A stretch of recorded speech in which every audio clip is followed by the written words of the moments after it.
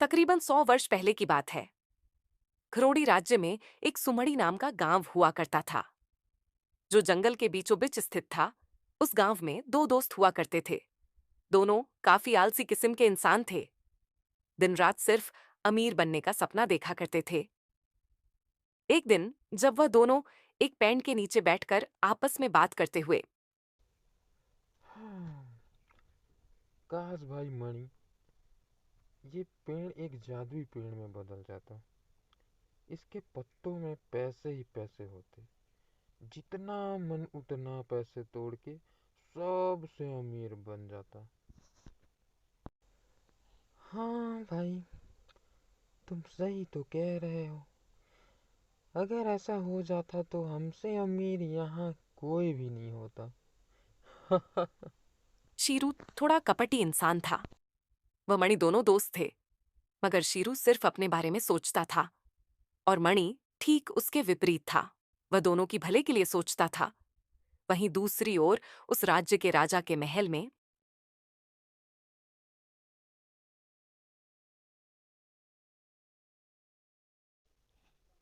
सुनो मंत्री, मेरी बेटी अब बड़ी हो रही है। हमें उस पर भी ध्यान देना चाहिए। हमें कोई विचार करना चाहिए। जी महाराज, जैसा आपको उचित लगे। वैसे तो बिटिया रानी बड़ी हो गई है। ठीक है मंत्री जी, दरबारियों को बोल दीजिए पूरे राज्य में यह घोषणा करवा दिया जाए कि जो भी व्यक्ति रागड़ पहाड़ से मुझे नीलमणि लाकर देगा, उससे मैं अपनी बेटी का विवाह उस युवक से कर दूंगा और उसे इस राज्य का राजा घोषित कर दूंगा। जी महाराज, मैं अभी सभी दरबारियों को सूचित कर देता हूँ और सैनिकों को भी कह दूंगा कि अलग अलग राज्य में जाकर यह घोषणा कर दें। आपकी आज्ञा हो हुजूर, तो मैं जा सकता हूँ। जी मंत्री जी, आज्ञा है।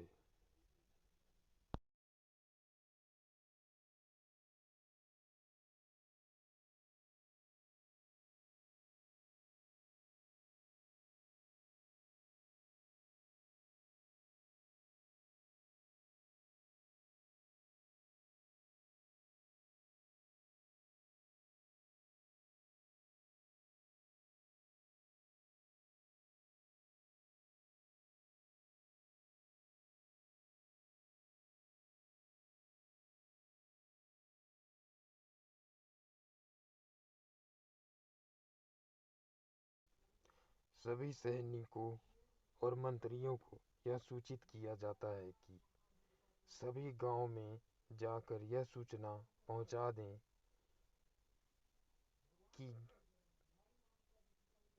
राजा का यह घोषणा है कि जो भी रागड़ पहाड़ से राजा को नीलमणि लाकर देगा, उससे वो अपनी बेटी का विवाह उस युवक से कर देंगे और उसे इस राज्य का राजा घोषित कर दिया जाएगा। सभी सैनिक यह घोषणा सुनकर अलग अलग जगह घोषणा करने निकल पड़ते हैं। सुनो सुनो सुनो, राजा के घोषणा के अनुसार जो भी व्यक्ति उस रागड़ पहाड़ से नीलमणि लाकर राजा को देगा, उसे उसका विवाह राजा की बेटी के साथ किया जाएगा और उसे इस राज्य का राजा घोषित कर दिया जाएगा। सुनो सुनो सुनो, राजा का घोषणा सुनो।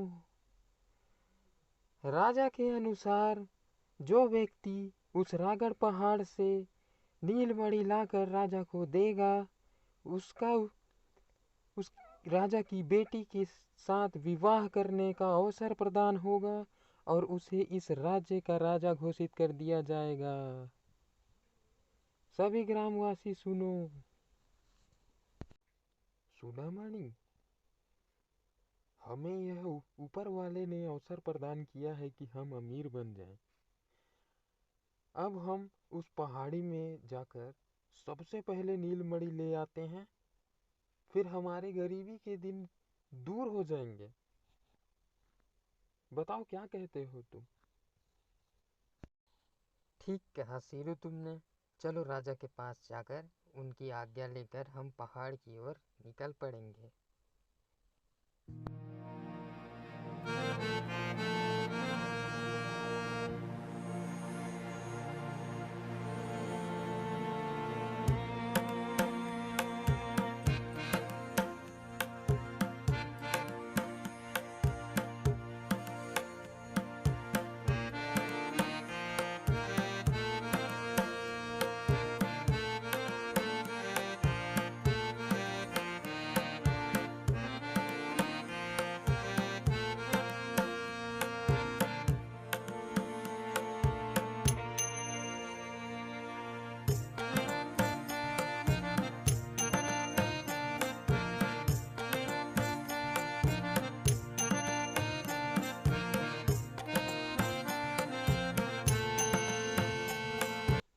प्रणाम महाराज, मेरा नाम मणि है और यह मेरा मित्र सीरू है। आपके घोषणा के अनुसार हम दोनों मित्र पहाड़ की ओर प्रस्थान करने की अनुमति चाहते हैं। अनुमति है, परंतु सुनो, यह कार्य 1 माह के भीतर पूर्ण करना होगा। जी महाराज, हम 1 माह के भीतर लौट आएंगे।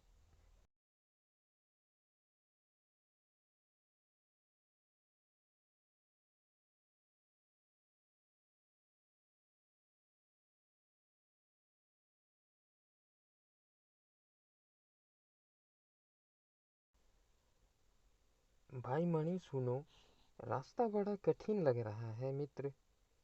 ये आवाजें मुझे बहुत डरा रही हैं। कुछ समझ नहीं आ रहा, हम कहाँ जा रहे हैं। भरोसा रखो मित्र, सब अच्छा होगा।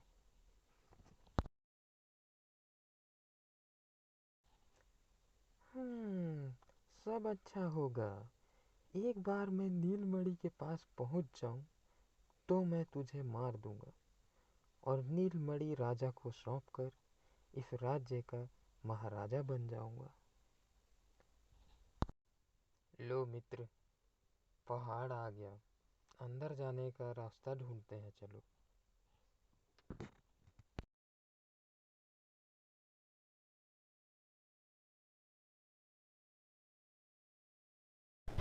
कहाँ चले युवकों, इस रास्ते पे?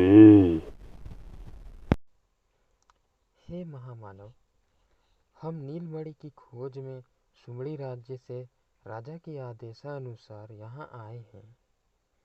कृपया हमें रास्ता बताकर हमारा मार्गदर्शन करें। हा हा हा हा हा। तुम दोनों युवक इतनी आसानी से नीलमणि तक नहीं पहुंच पाओगे। तो हमारा मार्गदर्शन करने की कृपा करें। अच्छा ठीक है, मैं तुम दोनों से एक सवाल पूछता हूँ। अगर जवाब सही दिया तो मैं तुम दोनों को जाने दूंगा। तुम दोनों में से कोई भी मेरे सवाल का जवाब दे सकता है। जी जी, पूछिए। तो मेरे सवाल का जवाब दो। मेरा सवाल है कि करती नहीं यात्रा 2 गज, फिर भी दिन भर चलती है, रसवंती है, नाजुक भी। ये कैसा सवाल है? मुझे तो इसका उत्तर ही नहीं मालूम।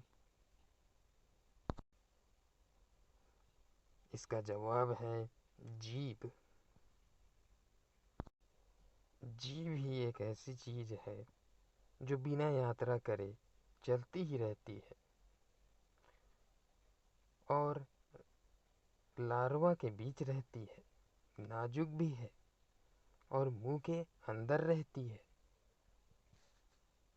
तो इसका जवाब है जीभ। बहुत बढ़िया, पहली बार किसी ने सही उत्तर दिया है।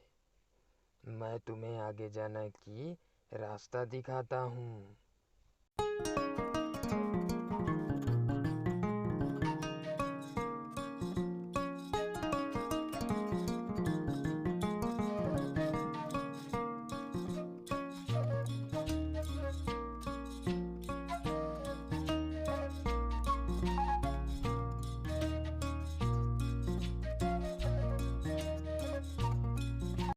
वाह भाई मणि, देखो तो कितने सारे सोने चांदी चमक रहे हैं।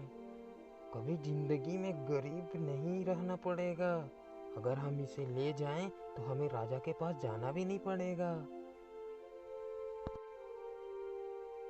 देखो मत मित्र, हमें सिर्फ नीलमणि प्राप्त करना है।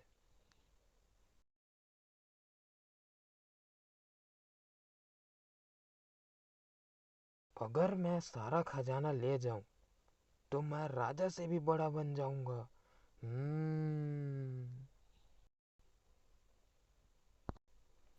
ओ युवकों, कहाँ चले जा रहे हो? क्या चाहिए तुम्हें? हे साधु महाराज, हम नीलमणि की खोज में निकले हैं, कृपया रास्ता बताएं। क्या करोगे नीलमणि का? दरअसल बात यह है कि हमारे महाराज ने आदेश दिया है कि जो व्यक्ति नीलमणि लाकर देगा उससे उनकी पुत्री से विवाह करने और राज्य का राजा बनने का अवसर प्रदान होगा। अच्छा ठीक है, पर अगर मैं तुम दोनों को नीलमणि दे दूं और दोनों राजा के पास पहुंचोगे तो फिर विवाह किससे होगा?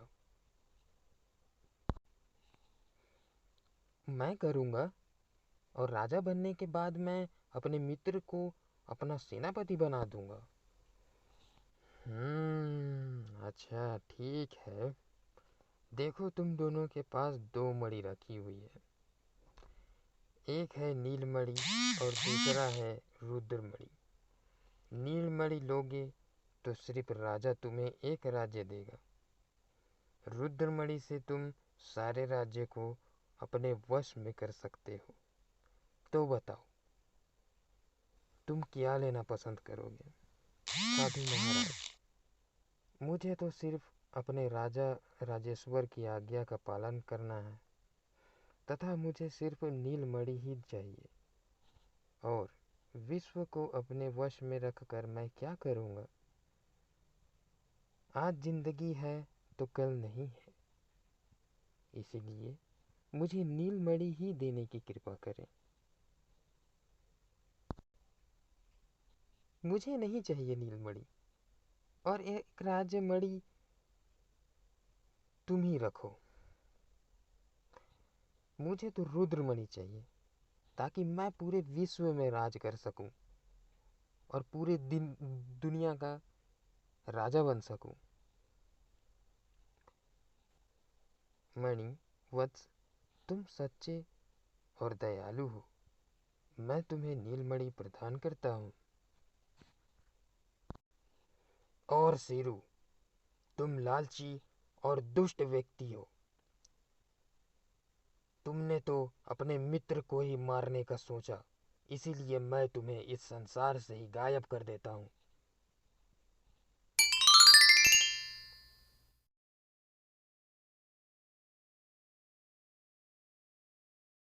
साधु महाराज, तनिक सुनिए मेरी बात। कहो वत्स, अब तो तुम्हें मैंने मणि दे दी, फिर क्यों रुके हो? हे महापुरुष, कृपया करके मेरे मित्र को क्षमा कर दें। ठीक है वत्स, मैं उसे क्षमा कर देता हूँ।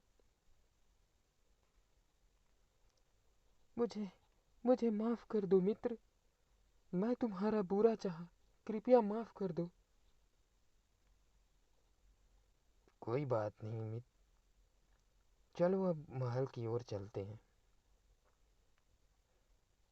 मैं तुम दोनों को अपनी साधना से वहां पहुंचा देता हूँ।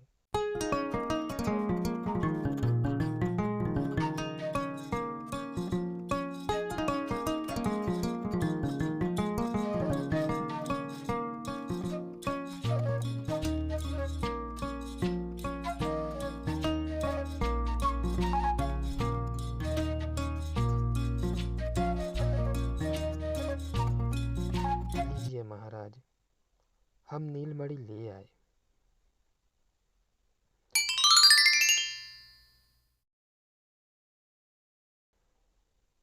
पर दुविधा तो ये है कि नीलमणि तो तुम दोनों लाए हो, विवाह कौन करेगा? महाराज, इसका असली उत्तराधिकारी तथा विवाह और राजा सब उसी को मिलना चाहिए जो इस कार्य को पूरा किया है, और वो मणि है। तो कृपया करके आप मणि को इसका अवसर प्रदान करें। ठीक है। मैं आज यह घोषणा करता हूँ कि इस राज्य का आधा राज्यपाट मैं अपने मित्र शीरू को देता हूँ। यहाँ के उपराजा शीरू होंगे।